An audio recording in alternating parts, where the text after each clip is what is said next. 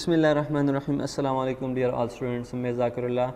आज हम डिस्कस करेंगे फ्रोज़न सेक्शन का पार्ट 2, यानी फ्रोज़न सेक्शनिंग का जो प्रोसेस है वो किस तरह परफॉर्म करते हैं। इस वीडियो के अंदर हम डिस्कस करेंगे gross examination of the frozen section कि फ्रोज़न टिशू हमारे पास फ्रेश आ जाए उसकी ग्रॉस किस तरह करनी है, फिर क्रायोस्टेट के अंदर उसको प्रोसेस करना और उसकी सेक्शनिंग करना वो किस तरह परफॉर्म करते हैं, फिर उसकी स्टेनिंग किस तरह परफॉर्म करते हैं।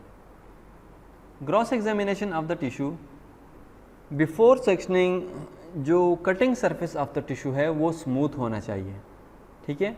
और स्मूथ होने के लिए एक ग्रॉस एग्जामिनेशन का अच्छा होना ज़रूरी है। ग्रॉस एग्जामिनेशन में कुछ इंपॉर्टेंट बातें हैं जिनको फॉलो करना ज़रूरी होता है और उनको नोट करना ज़रूरी होता है।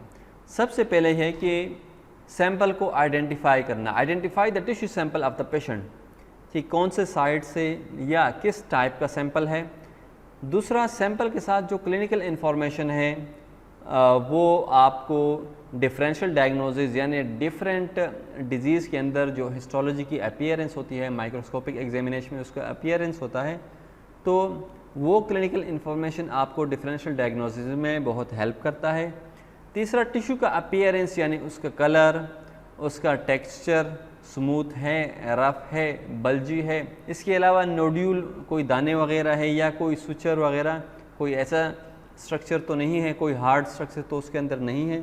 तो टिश्यू को अपीयरेंस उस वो डिस्क्राइब करना। And anatomy of the tissue, कि एनाटमी ऑफ द टिश्यू, उसके रिसेक्शन प्लेन्स या मार्जिन्स वो डिस्क्राइब करना, ये सारे ग्रॉस एग्जामिनेशन के अंदर होना चाहिए।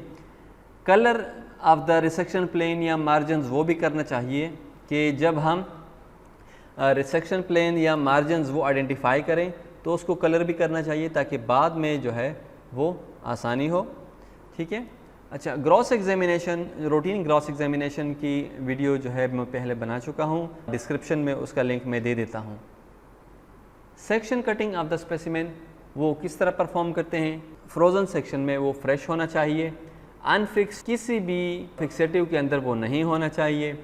दैट शुड बी ड्राई, किसी कपड़े के अंदर, गास पीस के अंदर वो लिपटा हुआ नहीं होना चाहिए, बल्कि सिंपली ट्रे के अंदर या कोई ऐसा सूटेबल जार है तो उसके अंदर फ़ौरन लैब में लेके आना चाहिए आफ्टर ऑपरेशन। कोई इसके अंदर ऐसा हार्ड स्ट्रक्चर है या कोई सुचर है, स्टेपल है, तो उसको पहले से हटा देना चाहिए। और फिर टिश्यू को फ्रीजिंग से पहले स्मॉल पीसीज में उसको कट करना चाहिए ताकि ये टिश्यू जो है वो अच्छी तरह फ्रीज़ हो सके और जल्दी फ्रीज़ हो सके। मल्टीपल सेक्शंस फ्रीजिंग के बाद उसके लेने हैं और मल्टीपल जगहों से लेने हैं ताकि जो एरर के चांसेस हैं वो कम हो और जो डिज़ीज़ है, जो पैथोलॉजी है, वो पैथोलॉजी को हम अच्छी तरह अंडरस्टैंड कर सकें, उसको अच्छी तरह समझें। तो उसके लिए ये करना है कि मल्टीपल सेक्शंस से वो हमने सेक्शंस बनाने हैं। ब्लेड जो इस्तेमाल करना है वो न्यू ब्लेड हो, और पहले जब हम ब्लेड को इंस्टॉल करें तो कोशिश करें तो पहले जो इम्पोर्टेंट एरिया है वो कट करें, ठीक है। जो लेस इम्पोर्टेंट एरिया है वो बाद में, पहले जो ज़्यादा इम्पोर्टेंट एरिया है वो पहले कट करें, ठीक है। और टिश्यू को कटिंग के दौरान ज़्यादा फोर्स के साथ, ज़्यादा प्रेशर के साथ जो है वो काटना नहीं चाहिए, क्योंकि उससे सेल्स और टिश्यू का स्ट्रक्चर वो डैमेज हो सकता है, और ज़्यादा प्रेशर अप्लाई नहीं करना। अब जो साइटोलॉजी ऑफ द टिश्यू, कभी कभार हमें सेल के स्ट्रक्चर को देखने के लिए मुख्तलिफ कंडीशंस या मुख्तलिफ टेक्निक्स अप्लाई करनी पड़ती हैं to study the cytology of the tissue. उसमें सबसे पहले क्या है, इम्प्रिंट स्मेयर। इम्प्रिंट स्मेयर ये वो स्मेयर है कि जिसमें हम सिर्फ स्मेयर के ऊपर जो टिश्यू है उसके साथ अटैच करते हैं ताकि उसका इम्प्रिंट आ जाए, जस्ट लाइक फिंगरप्रिंट। कि फिंगरप्रिंट को हम फिंगर स्कैनर के साथ अटैच करते हैं, उसको स्लाइडली वो स्कैन कर लेता है, दैट। सो इसी तरह हम क्या करते हैं कि अगर लिम्फ नोड के अंदर लिम्फोमा है तो उसका इम्प्रिंट स्मेयर भी बनाते हैं, और वो काफ़ी हेल्पफुल होता है in the study of the pathology. दूसरा है क्रश्ड स्मेयर। कभी ब्रेन ट्यूमर के अंदर जो है हमें टिश्यू को क्रश करना पड़ता है, क्योंकि वो बहुत अच्छी स्टडी प्रोवाइड करता है और डिटेल्स प्रोवाइड करती है to discuss to examine our tissue. तीसरा क्या है, स्क्रैपिंग स्मेयर या स्क्रैप स्मेयर। स्किन से हम स्क्रैपिंग भी ले सकते हैं और उसको प्रोसेस करके स्टेनिंग करके उसको भी हम माइक्रोस्कोपिकली स्टडी कर सकते हैं। स्क्रैपिंग इस तरह है कि स्क्रीन को हम थोड़ा सा उसके ऊपर ब्लेड का जो रफ साइड है वो रगड़ते हैं, तो उसके ऊपर जो पार्टिकल्स हैं या जो सेल्स हैं वो स्मेयर के ऊपर कलेक्ट करके उसको फिक्स कर लेते हैं। तो बाज़ औक़ात हमें इंडिविजुअल सेल की स्टडी के लिए ये 3 टाइप के different smear depending on the tissue, depending on the condition, ये स्मेयर भी हम बना सकते हैं। अब टिश्यू को किस तरह एम्बेड करना है, किस तरह लोड करना है, तो the tissue is embedded in the mould. जिस तरह आम रूटीन हिस्टोपैथोलॉजी के अंदर हम एक मोल्ड लेते हैं जो कि स्टील का बना हुआ होता है, तो यहाँ पर भी हमारे पास मोल्ड होता है, उस मोल्ड के अंदर हम टिश्यू को एम्बेड करते हैं। ठीक है, टिश्यू को हम पहले for example this is a mould और इसके बीच में हम टिश्यू को रख लेते हैं। इसके बाद इसके ऊपर OCT पोर कर लेते हैं। ठीक है, इतना OCT पोर कर लेते हैं कि अगर हम यहाँ के ऊपर जो ECT एक्स्ट्रा बाहर आ जाता है तो जब हम टिश्यू होल्डर या चक इसके ऊपर रखते हैं, यानी हम OCT ये जो ऑप्टिमम कटिंग टेम्परेचर मीडियम है, जो एम्बेडिंग मीडियम है, वो इसके ऊपर इतना डालते हैं कि जब हम इसके ऊपर चक रखते हैं तो इसके साइड से वो OCT बाहर निकल जाता है। ठीक है, तो OCT को हम फिर साफ़ कर लेते हैं। Tissue loading in the frozen section chamber. किस तरह टिश्यू को हम लोड करेंगे फ्रोजन सेक्शन के चैम्बर के अंदर। जब हम टिश्यू के ऊपर OCT डाल दिया और चक इसके ऊपर रख दिया, अब क्या करना है, the tissue is no placed in frozen section chamber.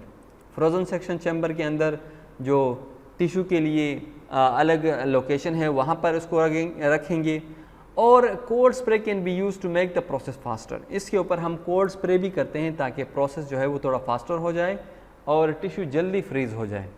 फिर loading of the blade and trimming. किस तरह ब्लेड को लोड करना है। ठीक है, जब हमने टिश्यू को रख लिया फ्रीजिंग के लिए, उसके बाद हमने ब्लेड को लोड करना है और उसकी अलाइनमेंट प्रॉपर करनी है, जिससे हमने प्रीवियसली डिस्कस किया कि ऐसा उसको अलाइन करना है कि प्रेशर इक्वल पड़े, एक जगह पे प्रेशर कम, दूसरी जगह पे प्रेशर ज़्यादा, ऐसा ना हो। Trimming of the tissue. Tissue को आप ट्रिम किस तरह करना है कि लॉस ऑफ नॉर्मल और natural colour to whitish colour indicates the tissue is frozen. जब हम टिश्यू को फ्रोजन सेक्शन में रख लेते हैं तो आफ्टर सम टाइम उसका जो नॉर्मल कलर है या जो नेचुरल कलर है वो वाइटिश अपीयरेंस देता है, तो ये हमें इंडिकेट कराता है कि टिश्यू जो है वो ऑलरेडी फ्रीज हो गई है। अब जो चक है जिसके अंदर जो टिश्यू है, उस चक को हम माइक्रोटोम वाले होल्डर में रख लेंगे। उसके बाद ब्लॉक को जो है वो ट्रिम किया जाता है ताकि जो एक्सेस OCT है वो इससे निकल जाए और जो स्मूथ सरफेस है टिश्यू का वो हमारे पास बिल्कुल सामने आ जाए। तो इस तरह टिश्यू को ट्रिम किया जाता है इनसाइड द फ्रोजन सेक्शन। उसके बाद सेक्शनिंग किस तरह की जाती है, छोटे छोटे स्मॉल सेक्शन किस तरह बनाए जाते हैं। जब वो प्रॉपर ट्रिम हो जाता है तो उसके छोटे सेक्शंस बना दिए जाते हैं और एंटी रोल प्लेट के ऊपर वो उसको स्प्रेड कर दिया जाता है with the help of brush. और ये ब्रश भी कूल्ड होना चाहिए, ठीक है, ये वार्म ना हो, ताकि इसके टच होने से हमारे टिश्यू जो है वो उसकी टेम्परेचर के ऊपर कोई चेंज ना पड़े। ठीक है, तो ये ब्रश जो है ये गाइड करता है टिश्यू को to the tip of the anti roll plate. अब जब एंटी रोल प्लेट के ऊपर हमने टिश्यू को शिफ्ट कर लिया, जो रूम टेम्परेचर पे ग्लास स्लाइड है उसको क्या किया, टिश्यू के ऊपर थोड़ा सा प्रेस कर लिया, उसके साथ अटैच कर लिया, तो टिश्यू ऑटोमेटिकली वो उसके साथ स्टक हो जाता है, उसके साथ टच हो जाता है। फिक्सेशन किस तरह करनी है टिश्यू की। जब हमने टिश्यू को स्मॉल सेक्शंस के अंदर डिवाइड कर लिया, उसको काट लिया, उसके सेक्शंस बना दिए, तो उसको मेथनॉल में 1 मिनट के लिए या 95% एथेनॉल में वो फ्यू सेकंड्स के लिए उसको फिक्स करते हैं। और ये rapid fixation with in few second ये बहुत ज़्यादा ज़रूरी है। इसलिए ज़रूरी है कि अगर सैंपल या फिक्सेशन डिले हो जाए तो इसकी सेल वॉल जो है, दो सेल जो है वो स्वेल अप हो जाते हैं, ठीक है, और जो साइटोप्लाज्म है वो रप्चर हो जाते हैं और एक हेजी सा अपीयरेंस देते हैं कि जिस तरह जो है बादल होते हैं तो उस तरह के एक अपीयरेंस देते हैं मार्जिन ऑफ द सेल। तो हमें मार्जिन ऑफ द सेल की क्लियर बाउंड्री नज़र नहीं आती। So that's why fixation in within few seconds is very important.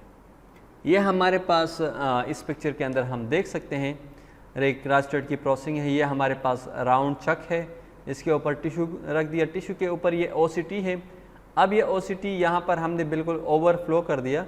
अब यहाँ पे फ्रीजिंग के लिए दिस इज़ द शेल्फ, यहाँ पे फ्रीजिंग के लिए रख लिया, फिर उसकी ट्रिमिंग कर ली और उसके सेक्शंस बना लिए, एंटी रोल प्लेट के ऊपर इसको शिफ्ट कर लिए।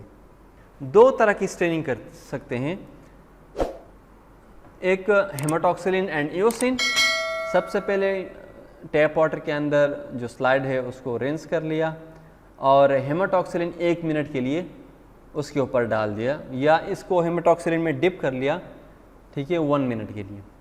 आफ्टर दैट हमने दोबारा टैप वाटर से इसको रिंस कर लिया 5 सेकेंड्स और दोबारा Scott's tap water. Scott's tap water bluing के लिए वाटर यूज़ होता है, जो कि उसका ब्लू कलर वो थोड़ा सा ब्राइटर बना देता है, तो इसके लिए स्कॉच टैप वाटर यूज़ होता है। रूटीन हिस्टोपैथोलॉजी में HND स्टेनिंग के अंदर वो एमोनिया या सिंपल टैप वाटर यूज़ होता है।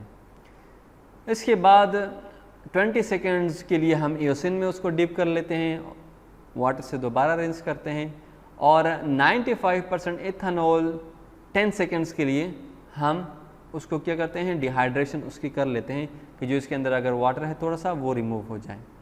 और फिर 100% इथेनॉल उसके 2 चेंजेस, यानी एक जार के अंदर 100% इथेनॉल और दूसरे जार के अंदर 10 सेकेंड्स के लिए वो इसकी डिहाइड्रेशन कर लेते हैं, तो इसके अंदर सारा वाटर जो है वो उससे रिमूव हो जाता है। फिर क्लियरिंग के लिए ज़ाइलिन में 20 सेकेंड्स के लिए रख लेते हैं और DPX के ज़रिए इसकी माउंटिंग कर लेते हैं, ठीक है। दूसरा स्टेन जो परफॉर्म करते हैं that is the toluidine blue stain. Toluidine blue stain वो बहुत सिंपल स्टेन है और ऑलमोस्ट फ्यू सेकेंड्स के अंदर ये स्टेनिंग परफॉर्म हो जाती है। इसके अंदर हम क्या करते हैं कि टॉल्विडीन ब्लू स्टेन है उसके कुछ ड्रॉप्स हम सेक्शंस के ऊपर डाल लेते हैं और देन कवर स्लिप उसके ऊपर डालकर उसको थोड़ी देर के लिए रख लेते हैं और फिर उसकी माइक्रोस्कोपी कर लेते हैं, so that is ready for the reporting. मसला ये है कि टॉल्विडीन ब्लू स्टेन अक्सर हिस्टोपैथोलॉजिस्ट इसको यूज़ नहीं करते क्योंकि HND स्टेन के उसकी रिज़ल्ट्स, उसकी कॉम्प्लिकेशंस सारे उसको मालूम होते हैं, लेकिन टॉल्विडीन ब्लू स्टेन उसकी रिज़ल्ट्स थोड़े से एज़ कम्पेयर टू HND वो डिफरेंट होते हैं। सो दैट्स वाई हिस्टोपैथोलॉजिस्ट जो है उसके लिए थोड़ी सी मुश्किल होती है इस स्टेन को इंटरप्रेट करने में और इसको स्टडी करने में। So that was all about the cryostat, the frozen section. उम्मीद है आपने काफ़ी सारा लर्न किया होगा इस वीडियो से। तो वीडियो देखने के शुक्रिया। आप इस वीडियो को लाइक करें, शेयर करें। इसके अंदर कोई क्वेश्चंस हैं तो काइंडली कमेंट बॉक्स में वो क्वेश्चंस आप कर लें। अस्सलाम वालेकुम, अल्लाह हाफ़िज़।